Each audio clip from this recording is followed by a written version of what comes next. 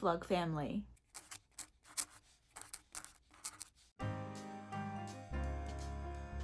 You vlogging? Yeah. We've come out to Taco Bell because Dan and I enjoy getting Taco Bell, and we were planning on watching a movie tonight. And we bring Lambeau along with us because, one, he just likes the car ride, but I think he's actually started learning what, like, Taco Bell means, and he gets very excited about it because every once in a while when we come through, like right now, he's looking out the window at them, like where we're waiting for our food, and every once in a while, depending on who is like working the register, they'll ask if he can have chicken or steak, and we of course say yes. And so they bring out this little container with chicken and steak in it for him, and then he gets it, and we never give all of it to him at once. Usually like we'll eat a little bit of it and we'll give him little pieces, and then we'll put some in his food over the next like 2 days or stuff. But he absolutely loves it. Lambeau, do you love Taco Bell? Mm-hmm. But yeah, so I think Taco Bell has also become his favorite. Here, do you want a piece of steak? This piece is cooled down, Lambeau. You want some steak? Hey, gentle. Good boy. You want to lick my fingers? There you go. Yeah, pretty good. Mm-hmm. Tell me why I came home from grocery shopping and there's just a massive blackbird, crow, whatever that is, and a rabbit, like just playing in the yard, having a grand old time.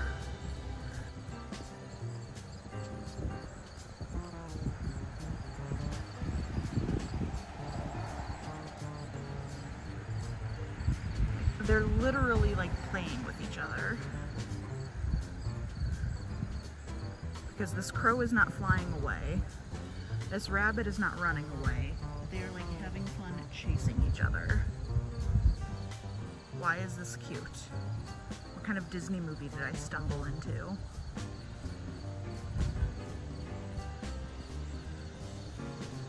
Oh, there he goes. Okay, that was a bit too aggressive of a run there, bunny.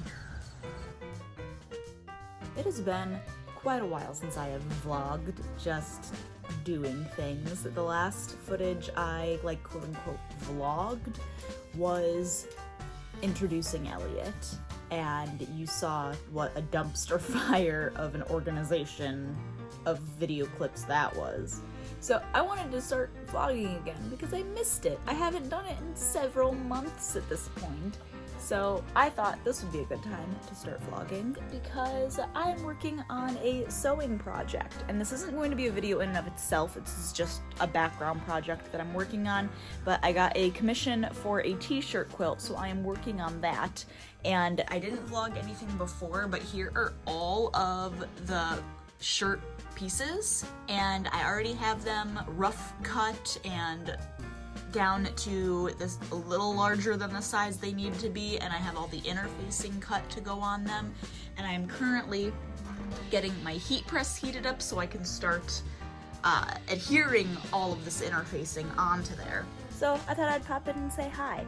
I have no idea what this vlog is going to be. This might be an absolute huge just Mod Podge of different clips. There might be some kind of theme to it, there might not be. I have no idea. Most of the clips are probably going to be after I put Elliot down for the night, because that's when I can actually do things and think about things. So it is currently like just after 8 p.m. and Elliot is asleep, so he should be good to go for at least a couple hours. So that gives me enough time to get this going so that I can hopefully get this quilt done, because also I'm rambling. I just haven't talked to you guys in a while because I missed you. This quilt, I was worried that it would take me so long to make it because I only have the evenings to work on it, but I know what I'm doing, so when I have the time, I can just get right down to business and I know exactly what steps I need to do. I'm still making pretty good time, so I'm happy about that. That was really encouraging. But I'm going to just focus on doing this and watching some videos. Maybe I'll listen more to my audiobook. I really want to get back into reading. I have picked up and read exactly 1 page of one book this entire year. I take that, I've been reading through the What to Expect the First Year book, the What to Expect When You're Expecting, but it's the sequel to What to Expect the First Year. So I've been reading through that, just kind of like skimming the sections that I'm like interested in, or that apply to me. And so I've been reading through that, but I don't really count that one because I'm not like reading it cover to cover. So not counting that, I have read all of one page of one book the entirety of this year, which is terrible. So I want to get better at that. So I think I might actually listen more to an audiobook while I work. Alright, so I'm really wanting to get back into reading, and the past several years on my channel, I've done like a books I want to read this year type video. And also I'm rocking back and forth because I've got a sleeping baby right here. But, so sorry if you get a little motion sick. It's kind of like I can't stop at this point. In all of those videos, I have tried to manage my expectations and only pick like one book a month because I know my tendencies. I am not a fast reader. I am a very slow reader. It takes a lot to get me to pick up a book and read it, although I love reading. And every single year, all of my expectations have been dashed because I've just not been able to keep up with one book a month. And so in 2022, usually I always post these videos in January, the very beginning of the year, to set the expectation. January 2022, I did not post one at all because I had made my 2021 reading list and I did not even get through a single one of those books. So when 2022 came around, I was like, I'm not making another one of these videos because I cannot keep up with it. And recently I was pen paling with my friend Amanda, and she was talking about how she had just joined a book club and was really excited about getting back into reading. And I had written to her saying that I really wish I could get back into reading, but one of the things, like, I had the expectation of when Elliot was born that I would have a book by me to be reading while he was nursing, or if I was holding him and he was napping, and I'd be able to read a lot more then. What ended up happening was I would sit down in my chair, typically this chair right here, and I would be nursing him and I wouldn't have any books within arm's reach. And so I would just be on my phone because I would have my phone on me. While I was writing this all out to Amanda, I was like, you know, I should just go get this stack of books that I've had set aside to read and just put them on the table next to where I almost always sit to nurse him, or when he's taking a nap and I'm just cuddling him. So I did that. And here is the stack that I have. It's currently sitting right there under just a mess of things. So I have very recently started reading them again, and I am very excited about it, but I'm wanting to get into it like even more because I still have a tendency to sit down, and even though the books are now in my reach, to still reach for my phone instead. So I just need to now discipline myself enough to actually pick them up and read them. This book, Oliver Sacks' Awakenings, has been one that I've had on my to-read list for a very long time, and I'm a decent amount of the way through. I am easily 2/3 of the way through, and this book is fascinating, but it's entered a section that is very hard to digest for me. It takes me a while to digest it, and I can only manage biting off small sections at a time, like a page at a time. It goes very in-depth about the thought and idea of illness and health, and it's a lot to digest, and I've never read anything like that, so it's a whole new ocean for me to try to swim in. The other book I have started reading, well, this one I've been reading off and on, the What to Expect the First Year, but I don't really count that one because I'm just kind of skimming through it. I'm not hardcore reading it. This one is the next one that I've started. This is MASH. It is written by Richard Hooker, and this is what started the movie. Well, this book is what inspired the movie that inspired the 11 series TV series. And Dan found this for me.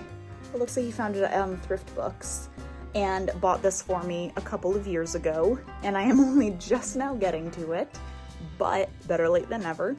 And I already love it. I only started it the other day and I'm already that far through it. It's a very easy read. Once I actually sit down to read it, it'll take me probably like 2 days to read. It's not going to take me long at all. These other 4 books that I have, only 3 of them are ones that I'm like seriously considering reading. The 4th one, I'm kind of like on the fence if I want to read it or just skim it. But the first one is Bare Bones by Kathy Reichs. Kathy Reichs is the author who inspired the TV series Bones. Temperance Brennan, that whole series is based off of these novels. And I have a couple of her books and I have never read one of them. So I've had them on my shelves because I want to read them and see how it compares to the TV show, see what sort of things, if this is like a style of book that I enjoy or if I want to just unload them. I don't know. I also got Fahrenheit 451, which is another book I would really like to be able to read. I only, in the last few years, even just learned about this book and learned about the story of it. And then I saw it at a thrift store one day and I was like, I'm gonna pick that up because I think that would be a really interesting read. As I throw that on the ground, oops. And then the last one I have is John Cleese's So Anyway, and this is an autobiography of the first part of John Cleese's life. This is leading up to, I believe, when all of Python and like Monty Python and all of that started. So all of this is pre-Python era. And then the last one that I have on the list that I honestly think I'm just going to skim through is something else we found at the thrift store, which is Dave Ramsey's The Total Money Makeover. And I've gone through the Financial Peace University a couple of times, and so has Dan, and we've both learned a lot about it, like gleaned a lot of information from that, but I'm wondering, I'm curious what this book has. So that's another one that I want to read. There is at least a dozen books on the shelf right there in front of me that I would also very much like to read, but they're not on my immediate reading plan. I'll just skim through a couple of them to let you get an idea of what else I'm thinking of reading. So we have Miss Peregrine's Home for Peculiar Children that I thought would be interesting. I want to reread The Giver. I read that in, I think, middle school, and I'm just really curious to reread it. A couple of light reads that are more funny is How to Be a Perfect Christian by the Babylon Bee and The Gospel According to a Sitcom Writer by James Carey. Children's book-wise, I want to read Paddington. So these are just a couple of the books that I would like to read eventually, and I'm wanting to start getting into it more. So hopefully I will be able to. I'll keep you updated. I'll probably use this vlog and future vlogs to just kind of update how the reading is going and if there's books I recommend or don't recommend. Not that my recommendation should really sway your opinion all that much. I am not a booktuber, as they call them. I simply am trying to read. That is all. So in my adventures of reorganizing my craft room, which you've seen multiple videos of at this point, I have been wanting to find a place to put all of the sprinkles that we own because I have collected a lot of different sprinkles over the years, and I had a box of them sitting in my craft room on top of a bunch of other stuff, and they had no home. So what I was planning on doing was taking my green rolling cart, that one, using one of them, because I have two, so that one has like paper stuff in it, and using the other one for like kitchen baking good type things. And then I would be able to put my sprinkles in there. And then I got to thinking about it and I was like, oh, we have these shelves that Dan built, and there's a whole area underneath of them. Why don't I put the cart there? Because then we can like use it for other stuff as well, and we can have other like kitchen things that aren't necessarily baking related there. And then I thought, what if we move the microwave onto that cart and open up a ton more counter space? So that's what I did today.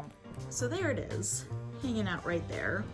And it looks a little funky. It's not the most steady thing in the world, but we're experimenting with it. It's only been there not even 12 hours yet. So that's what we're experimenting with. And I love it because it has already cleared up so much counter space. That whole section used to be non-usable because that's where the microwave was, and now we have all of that counter space. And I plan on getting rid of those things as well, so we have all of that counter space.